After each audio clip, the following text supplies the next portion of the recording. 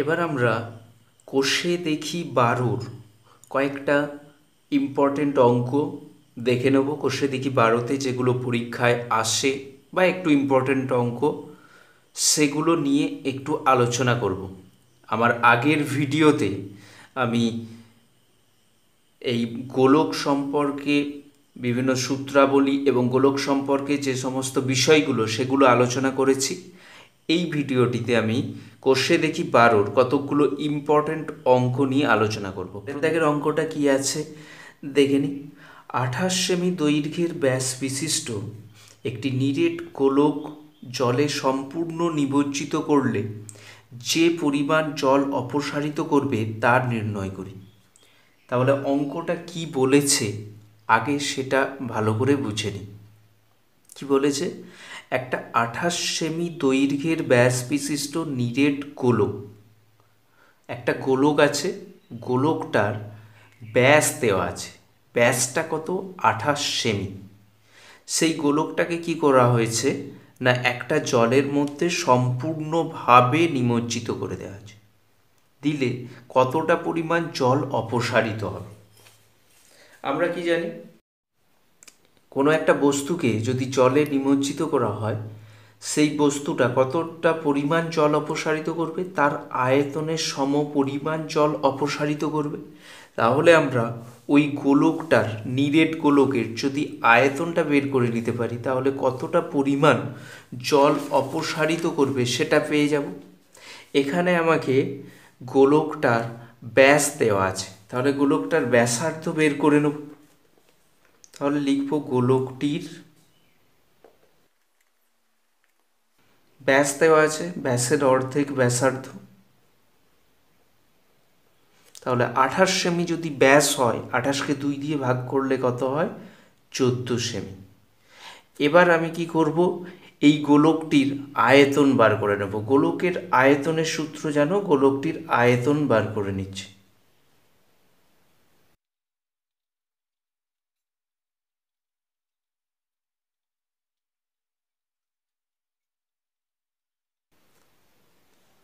তাহলে আমরা গোলকটির আয়তন কত পেলাম?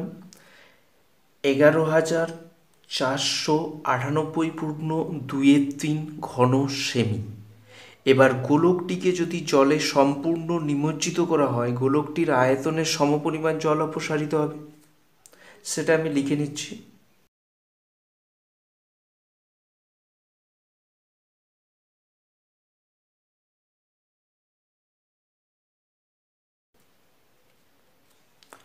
তাহলে আমরা কি পেলাম? গোলকটি জলে সম্পূর্ণ নিমজ্জিত করলে গোলকটির আয়তনের সমপরিমাণ জল অপসারিত হয়।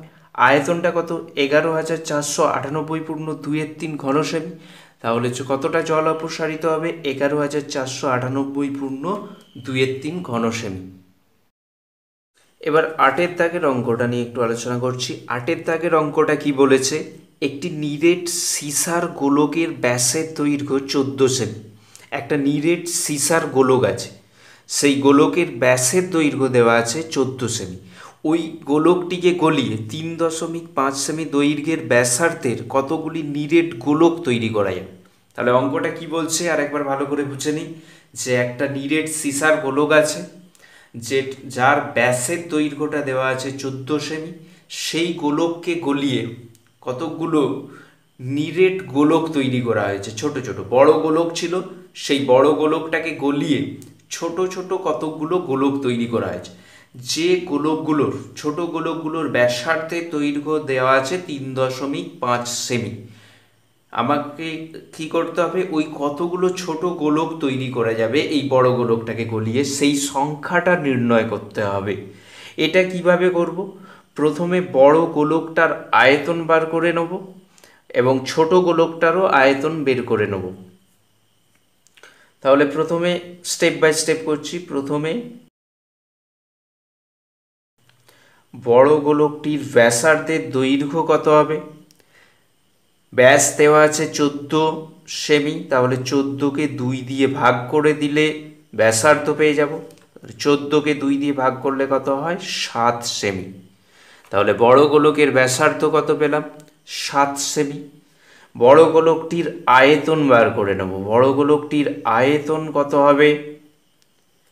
আয়তনের সূত্র আমরা জানি 4/3πr কিউ। তাহলে 4/3π আর মানে কত? ব্যাসার্ধ। এখানে কত? 7, 7/3 এত ঘন সেমি। তাহলে বড় গোলকটার আয়তন পেয়ে গেলাম 4/3π, 7³ ঘন সেমি। এবার এই বড় গোলকটাকে গলিয়ে ছোট ছোট গোলক তৈরি করা হবে। সেই ছোট গোলকগুলোর ব্যাসার্ধের দৈর্ঘ্য দেওয়া আছে। তাহলে আমি এখানে লিখব ছোট গোলকের, অনেকগুলো ছোট গোলক হবে, ছোট গোলকের ব্যাসার্ধের দৈর্ঘ্য, ছোট গোলকের ব্যাসার্ধের দৈর্ঘ্য সমান কত দেওয়া আছে? 3.5 সেমি। ছোট গোলকের ব্যাসার্ধের দৈর্ঘ্য দেওয়া আছে 3.5 সেমি। তাহলে ছোট গোলকের আয়তনটা পেয়ে যাব। আয়তন কত হবে? ব্যাসার্ধ দেওয়া থাকলে সূত্র অনুযায়ী 4/3πr কিউ। তাহলে 4/3 আর মানে ব্যাসার্ধ, এখানে কত? 3.5 ঘন সেমি। তাহলে আমরা এখানে কি পেলাম? বড় গোলকটার আয়তন পেলাম, ছোট গোলকেরও আয়তন পেয়ে গেলাম। এই বড় গোলকটাকে গলিয়ে ছোট গোলক তৈরি করা হয়েছে। কতগুলো ছোট গোলক তৈরি করা যাবে সেটা আমাদের নির্ণয় করতে হবে। এই বড় গোলকটার যে আয়তন, সেই আয়তনে যত সংখ্যক ছোট গোলক তৈরি করা যাবে সেটা আমি ধরে নিচ্ছি, যে ধরি এক্সটি ছোট গোলক তৈরি করা যাবে। এক্সটি ছোট গোলক তৈরি করা যাবে। কতগুলো ছোট গোলক তৈরি করা যাবে? এক্সটি। তাহলে এক্স একটা ছোট গোলকের আয়তন কত? এত এক্স সংখ্যক ছোট গোলকের আয়তন কত হবে? এইটাকে এক্স দিয়ে গুণ করলে হবে এক্স ইন্টু এটা, সেটা সমান কত হবে? এই বড় গোলকের আয়তন। তাহলে আমি এখানে লিখতে পারি শর্তানুসারে ছোট গোলকের একটার আয়তন কত? 4/3π ইন্টু 3.5 কতগুলো ছোট গোলক? এক্স সংখ্যক ইন্টু এক্স, এক্স দিয়ে গুণ করলে সেটা বড় গোলকের আয়তনের সঙ্গে সমান হবে 4/3π ইন্টু 7/3। তাহলে এখান থেকে আমি এক্সের মানটা কি পাচ্ছি? এক্স সমান, তাহলে এদিকে ওপরে হবে 4/3π ইন্টু 7/3 বাই 4/3π ইন্টু 3.5 4/3 কেটে যাবে, পাই কেটে যাবে, সমান 7/3 মানে কত? 7 গুণিত 7 গুণিত 7, আর 3.5 মানে 3.5 গুণিত 3.5 গুণিত 3.5। এটা কাটাকাটি করলে আমরা 3.5কে 2 দিয়ে গুণ করলে 7, তাহলে এগুলো প্রত্যেকটাই 2 সমান 8। তাহলে এক্স সমান কত পেলাম? 8। তাহলে কতগুলো গোলক তৈরি করা যাবে? নিরেট গোলক 8টি। তাহলে কতগুলো গোলক তৈরি করা যাবে? 8টি। এবার 9 দাগের অঙ্কটা দেখে নিই। 9 দাগের অঙ্কটা ইম্পর্টেন্ট আসছে, পরীক্ষায় আসে মাঝে মাঝে। 9 দাগের অঙ্কটা কি বলছে? যে 3 সেমি, 4 সেমি ও 5 সেমি দৈর্ঘ্যের ব্যাসার্ধের 3টি নিরেট তামার গোলককে গলিয়ে একটি নিরেট বড় গোলক তৈরি করা হলো। বড় গোলকটির ব্যাসার্ধের দৈর্ঘ্য হিসেব করে লিখি। তাহলে কি বলছে? 3টে ছোট গোলক ছিল, 3টের ব্যাসার্ধ দেওয়া আছে। একটার 3 সেমি ব্যাসার্ধের, একটা 4 সেমি ব্যাসার্ধের, আর একটা 5 সেমি ব্যাসার্ধের। এটা হচ্ছে 3 সেমি ব্যাসার্ধের গোলক, একটা হচ্ছে 4 সেমি ব্যাসার্ধের গোলক, আর একটা ব্যাসার্ধ কত? 5 সেমি। এই 3টে গোলককে গলিয়ে একটা বড় গোলক তৈরি করা হয়েছে। সেই বড় গোলকটার ব্যাসার্ধটা কত সেটা আমাদের নির্ণয় করতে হবে। তাহলে অঙ্কটা বোঝা গেছে। এইরকম 3টে গোলক ছিল, একটা ব্যাসার্ধ 3 সেমি, একটা 4 সেমি, আর একটা 5 সেমি। এই 3টে গোলককে গলিয়ে একটাই গোলক তৈরি করা হয়েছে বড় ধরনের, সেই গোলকটার ব্যাসার্ধ কত নির্ণয় করতে হবে। তাহলে আমরা এই বড় গোলকটার ব্যাসার্ধ এক্স ধরে নেব। এবার এক্স ধরে এই বড় গোলকটার আয়তন বের করব কত? ছোট গোলকগুলো 3 সেমি ব্যাসার্ধের গোলকের আয়তন কত, 4 সেমি ব্যাসার্ধের গোলকের আয়তন কত, 5 সেমি ব্যাসার্ধের গোলকের আয়তন কত, সেগুলো বার করব। আমরা ব্যাসার্ধ জানা থাকলে একটা গোলকের আয়তন কিভাবে বের করতে হয় সূত্রের সাহায্যে জানি। তাহলে এইগুলো প্রত্যেকটাই তিনটে গোলকের ব্যাসার্ধ বের করব, আর এই বড় গোলকটারও ব্যাসার্ধ দেওয়া ধরে নিয়ে আয়তন বার করব। এই প্রত্যেকটা গোলকের এই ছোট গোলকগুলোর আয়তনের সমষ্টি কী হবে? এই বড় গোলকের আয়তন হবে, কারণ এগুলো গলিয়েই এই গোলকটা তৈরি করা হয়েছে। তাহলে অঙ্কটা আমরা করতে পারবো, প্রত্যেকটার আয়তন বের করে নেব, এই তিনটের আয়তনের সঙ্গে যোগফলের সঙ্গে এটা সমান করে দেবো। তাহলে অঙ্কটা করা যাক। তাহলে প্রথমে ধরে নেব বড় গোলকটির ব্যাসার্ধের দৈর্ঘ্য x সেমি, সব সেন্টিমিটারে আছে তাই সেন্টিমিটারে ধরি। বড় গোলকটির ব্যাসার্ধের দৈর্ঘ্য সমান x সেমি। একই সঙ্গে আয়তনটাও বের করে নিই। বড় গোলকটির আয়তন কত হবে? 4/3 পাই এক্স কিউ ঘন সেমি হলো। এবার ছোট গোলকগুলো প্রত্যেকটা 3 সেমি। প্রথম এটাকে প্রথম বলছি, তারপরটাকে দ্বিতীয়, তারপরটাকে তৃতীয়, তিনটে গোলক আছে। তাহলে আমি লিখছি প্রথম গোলকটির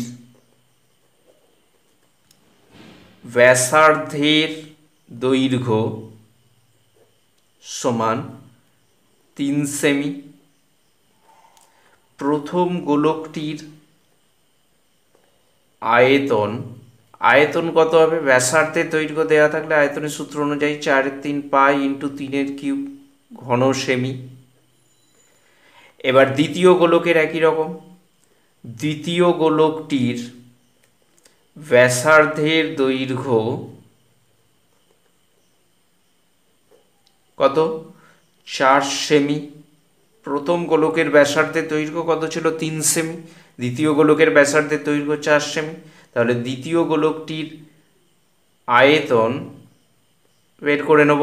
আয়তন কত হবে? 4/3 পাই ইন্টু 4 কিউব ঘন সেমি। একই রকমভাবে তৃতীয় গোলকটির ব্যাসার্ধের দৈর্ঘ্য কত দেওয়া আছে? 5 সেমি। তৃতীয় গোলকেরও আয়তন বের করব। তৃতীয় গোলকটির আয়তন সমান 4/3 পাই ইন্টু 5 কিউব ঘন সেমি। আমরা তিনটে গোলকেরই আয়তন পেয়ে গেলাম। প্রথম গোলকের আয়তন পেলাম 4/3 পাই ইন্টু 3 কিউব। দ্বিতীয় গোলকটার আয়তন কত পেলাম? 4/3 পাই ইন্টু 4 কিউব। তৃতীয় গোলকটার আয়তন কত পেলাম? 4/3 পাই ইন্টু 5 কিউব। এই তিনটে গোলককে গলিয়ে একটা বড় গোলক তৈরি করা হয়েছে। বড় গোলকটার আয়তন বের করে রেখেছিলাম কত? 4/3 পাই এক্স কিউব। তাহলে এই বড় গোলকটার আয়তন কার সঙ্গে সমান হবে? এই তিনটে গোলকের মোট আয়তনের সঙ্গে সমান হবে, সমষ্টি। এই গোলকগুলোর আয়তনের যোগফলের সঙ্গে এটা সমান হবে। তাহলে শর্তানুসারে কি বলতে পারি? এটা সমান এই তিনটের যোগফল। তাহলে এখানে লিখছি শর্তানুসারে 4/3 পাই এক্স কিউ সমান, প্রথম গোলকটার আয়তন কত ছিল? 4/3 পাই ইন্টু 3 কিউব, প্লাস দ্বিতীয় গোলকটার আয়তন কত? 4/3 পাই ইন্টু 4 কিউব, প্লাস তৃতীয় গোলকের আয়তন কত? 4/3 পাই ইন্টু 5 কিউব। এগুলো সব যোগ করতে হবে। তাহলে এখান থেকে আমি কি পাচ্ছি? 4/3 পাই এক্স কিউ সমান, এই তিনটে থেকে 4/3 পাই কমন নিতে পারি। 4/3 পাই কমন নিলে এটা কত থাকছে? 3 cube plus 4 cube plus 5 cube. 4/3 পাইটা দুদিক দিয়ে ক্যান্সেল হয়ে যাবে। তাহলে এক্স কিউ সমান কি পাচ্ছি? 3 কিউব মানে 27, 4 কিউব মানে 64, আর 5 কিউব মানে 125। এই তিনটে যোগ করলে 216। তাহলে এক্স কিউ সমান 216কে কি লিখতে পারি? 6 কিউব। তাহলে এক্স সমান কত পাচ্ছি? 6। আমরা এক্স সমান 6, তার মানে বড় এক্স কি ধরেছিলাম? বড় গোলকটির ব্যাসার্ধের দৈর্ঘ্য। আমাদের চেয়েছে বড় গোলকটির ব্যাসার্ধের দৈর্ঘ্য কত? এক্স, তার মানে 6। তাহলে লিখে দেবো অতএব বড় গোলকটির ব্যাসার্ধের দৈর্ঘ্য সমান 6 সেমি। বোঝা গেছে? তাহলে এবার আমরা 11 দাগের অঙ্কটা একটু দেখে নেব। কি বলছে, একটি ধাতুর পাত থেকে তৈরি দুটি ফাঁপা গোলকের ব্যাসের দৈর্ঘ্য যথাক্রমে 21 সেমি এবং 17.5 সেমি। গোলক দুটি তৈরি করতে যে পরিমাণ ধাতুর পাত লেগেছে তার অনুপাত নির্ণয় করি।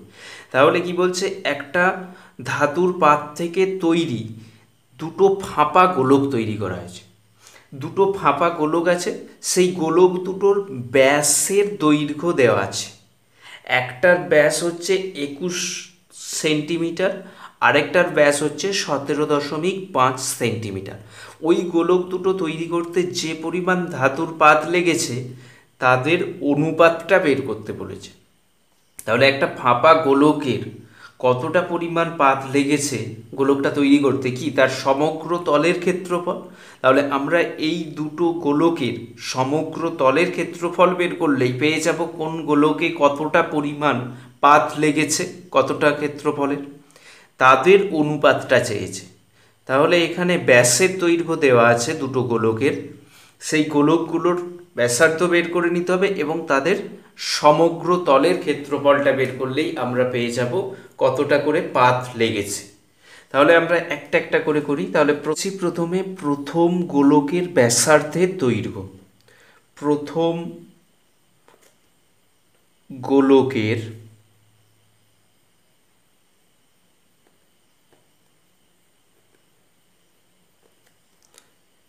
ব্যাসার্ধের দৈর্ঘ্য, প্রথম গোলকের ব্যাস কত দেওয়া আছে 21 সেমি, তার অর্ধেক মানে 21/2, 21কে 2 দিয়ে ভাগ করলে আমরা ব্যাসার্ধ পেয়ে যাব, ব্যাসের অর্ধেক ব্যাসার্ধ। তাহলে গোলকের ব্যাস যদি 21 সেমি হয়, ব্যাসার্ধ কত হবে 21/2 সেমি। এইবার আমরা কি করব, প্রথম গোলকের সমগ্র তলের ক্ষেত্রফলটা বের করে নেব। সমগ্র তলের ক্ষেত্রফল সমান কত, 4πr²। তাহলে 4πr মানে কি ব্যাসার্ধ, ব্যাসার্ধ কত 21/2, তার হোল স্কোয়ার, এত বর্গ সেমি। তাহলে আমরা কি পেলাম, প্রথম গোলকের সমগ্র তলের ক্ষেত্রফল।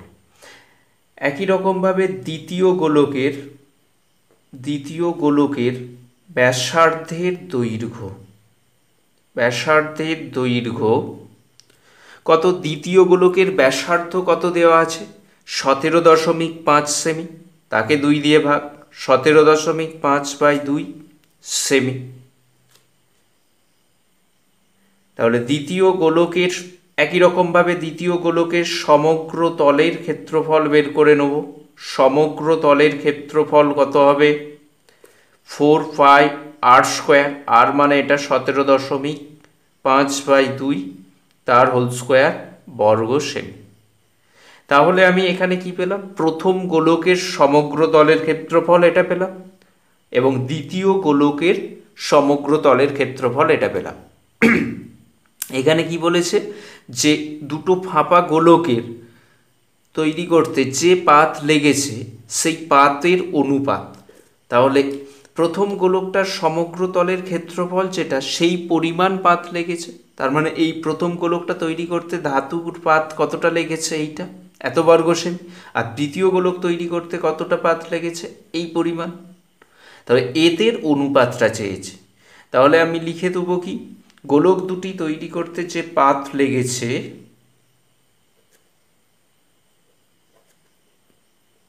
গোলক দুটি তৈরি করতে যে পাত লেগেছে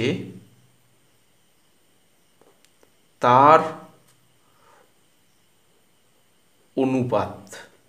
তাহলে অনুপাত কি হবে, প্রথমে যে পাত লেগেছে প্রথম গোলকটা তৈরি করতে সেটা প্রথমে লিখব, 4π × 21/2 এর হোল স্কোয়ার ইন্টু 4π × 17.5/2 এর হোল স্কোয়ার, এই দুটোর অনুপাত। তাহলে অনুপাত মানে কি, এইটা বাই এটা, তাহলে 4π × 21/2 এর হোল স্কোয়ার। তাহলে এটাকে কি লিখবো, 4 পাই ইন্টু 21/2 এর হোল স্কোয়ার বাই এটা কত হবে 4 পাই ইন্টু 17.5/2 এর হোল স্কোয়ার। এখানে 4 পাই ক্যান্সেল হয়ে যাবে। এবার সমান দিলাম 21/2 মানে কি 21 দুবার গুণ 21 ইন্টু 21, এই 2টা নিচে চলে যাবে ইন্টু 2, এটা উল্টে যাবে নিচে আছে, তাহলে নিচে থাকবে 17.5 ইন্টু 17.5, ওপরে যাবে 2 ইন্টু 2, বোঝা গেছে? তাহলে এই টু কেটে যাবে। এখানে যে পয়েন্টগুলো ছিল এগুলো তুলতে গেলে ওপরে 10 দিয়ে গুণ করতে হবে, এটার জন্য একটা ইন্টু 10, এটার জন্য আরেকটা ইন্টু 10 পেলাম। এবার তাহলে অনুপাতটা কত পেলাম, 36:25, অনুপাতটা পেয়েছি কত 36:25। তাহলে গোলক দুটি তৈরি করতে যে পাত লেগেছে তার ক্ষেত্রফলের অনুপাত, যে পরিমাণ পাত লেগেছে তার অনুপাতটা কত 36:25। তাহলে আমরা বুঝতে পারলাম 11 অঙ্ক। এবার 13 দাগের অঙ্কটা দেখে নেবো। 13 দাগের কি বলেছে, 14 সেমি দৈর্ঘ্যের ব্যাসার্ধ বিশিষ্ট একটি ভূগোলকের অক্ষটির বক্রতলে 0.7 সেমি দৈর্ঘ্যের ব্যাসার্ধ বিশিষ্ট দুটি বৃত্তাকার ছিদ্র করা হয়েছে। ভূগোলকটির গোলাকার অংশের ধাতব পাতের ক্ষেত্রফল নির্ণয় করে। তাহলে অঙ্কটা একটু বুঝে নিই।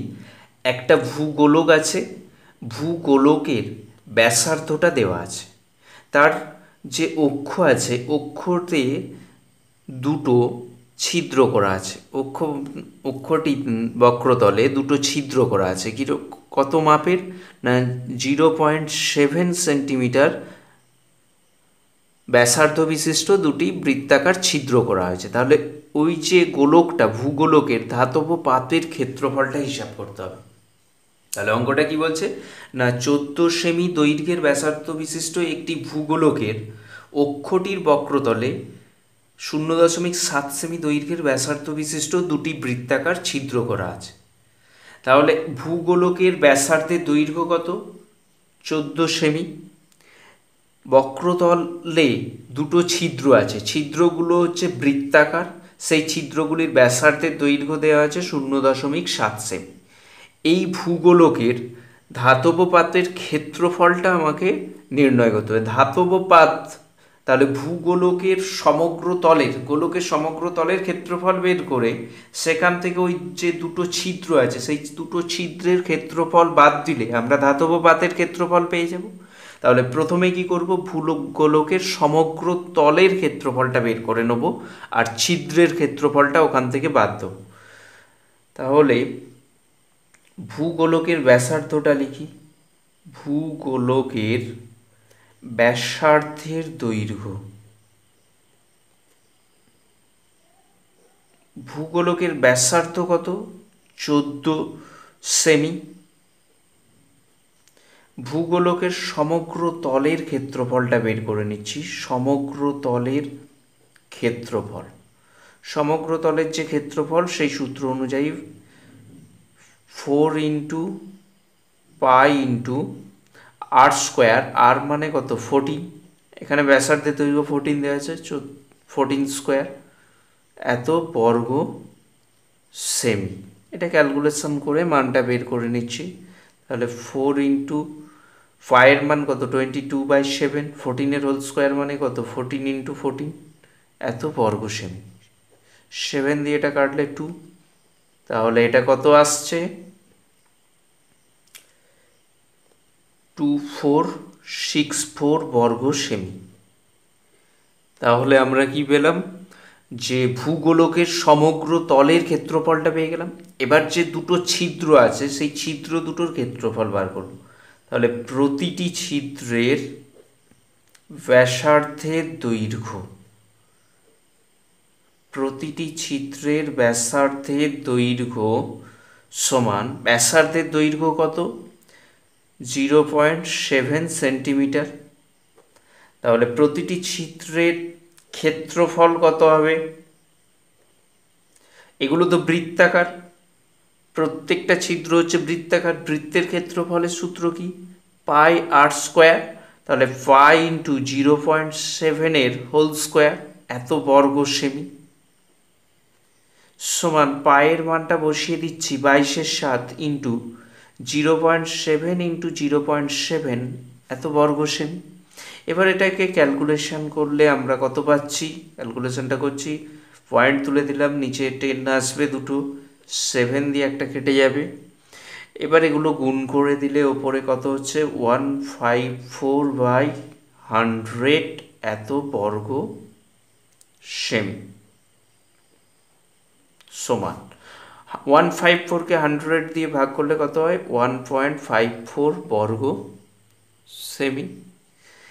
এবার আমরা তাহলে একটা ছিদ্রের ক্ষেত্রফল পেয়েছি, দুটি ছিদ্রের ক্ষেত্রফল কত পাবো? তাহলে অতএব দুটি ছিদ্রের ক্ষেত্রফল, একটা ছিদ্রের ক্ষেত্রফল যা, তাকে 2 দিয়ে গুণ করলে দুটি ছিদ্রের ক্ষেত্রফল পাবো। একটা ছিদ্রের ক্ষেত্রফল কত? 1.54, তাকে 2 দিয়ে গুণ করে দিলাম, এত বর্গ সেমি, সমান এটা গুণ করে দিলে আমরা কত পাবো? 3.08 বর্গ সেমি। তাহলে আমরা দুটো ছিদ্রের ক্ষেত্রফল পেয়ে গেলাম। ভূগোলকের সমগ্র তলের ক্ষেত্রফল কত ছিল? 2464 বর্গ সেমি। আর সেই ভূগোলকের মধ্যে দুটো ছিদ্র ছিল, যাদের মোট ক্ষেত্রফল, দুটো ছিদ্রের মোট ক্ষেত্রফল কত? 3.08 বর্গ সেমি। তাহলে ভূগোলকের সমগ্র তলের ক্ষেত্রফল থেকে এই ছিদ্রের ক্ষেত্রফল বাদ দিলে আমরা ভূগোলকে কতটা পাত আছে সেই পাত, ধাতব পাতের ক্ষেত্রফল পেয়ে যাব। তাহলে আমরা এখানে লিখব কি? ভূগোলকটির ধাতব পাতের ক্ষেত্রফল সমান কত হবে?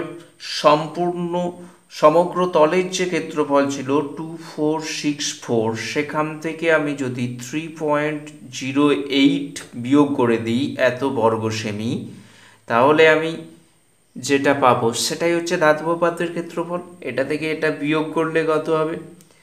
2460.92 বর্গ সেমি।